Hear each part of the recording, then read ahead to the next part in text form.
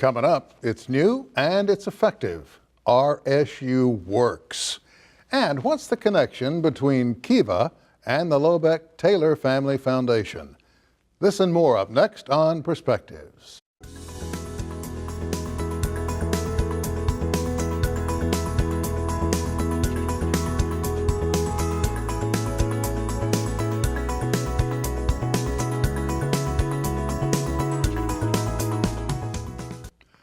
Hello, I'm Sam Jones. Well, Thanksgiving is over, and I truly hope yours was a good one. Now we face Christmas, and the competition is on for buying stuff. Oh, and we do buy a lot of stuff in this country. At least those who can afford to will buy a lot of stuff. Not all of us can. In fact, some of us will go to bed tonight and go to school tomorrow morning hungry. Now, I'm not trying to hit you with a guilt trip or a downer in any way, just a gentle reminder. Every one of us can do some little something, even if it's a very small something, just to ease the burden of our brothers and sisters who are on hard times.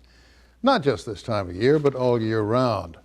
You know, the Reverend Jesse Jackson says you can't get into heaven without a permission slip from the poor, and that your life should be evaluated by what you did for those who had less than you. That's pretty strong stuff.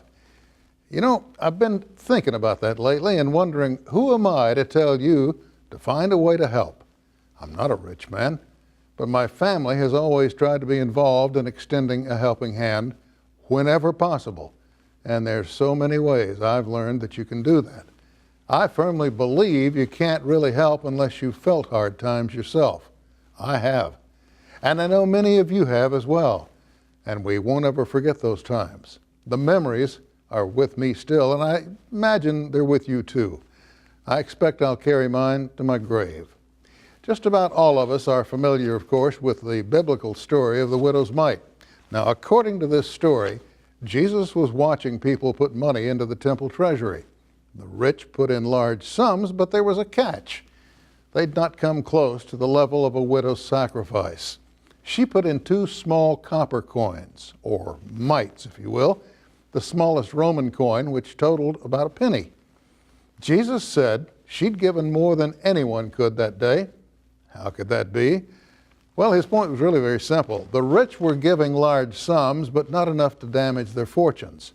On top of that, the scribes, or the religious officials of the day, instead of working to help the widows in need, were perfectly content to rob them of their livelihood and their inheritance.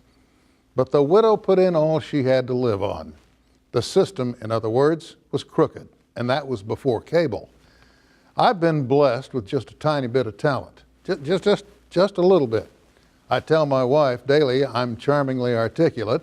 She says, fine, take out the garbage and talk to it. Now, I'm not qualified to preach, but I can offer some suggestions from my little bully pulpit here at RSU TV. Take a minute where you live and look around. An old coat you don't wear anymore, a pair of gloves, a sweater, somebody begging for money? Why not buy them a gift card for lunch at a nearby fast food place? In fact, buy that gift card in advance. A few coins in the Salvation Army pot, a gently worn blanket, some white socks, or maybe something as simple as coffee, a donut, and just a chance to talk. Could make a difference in the lives of the needy just to know that somebody cares. Or, if you can, make the time to help serve a hot meal at one of the local shelters. Remember that permission slip Jesse Jackson talked about? We're all going to need one. And what better way to earn it than help a brother or sister or a child in need? Give it some thought. And that's my perspective. Coming up, the RSU Works program is up and running, and boy, you got to see this. More on that when we come back.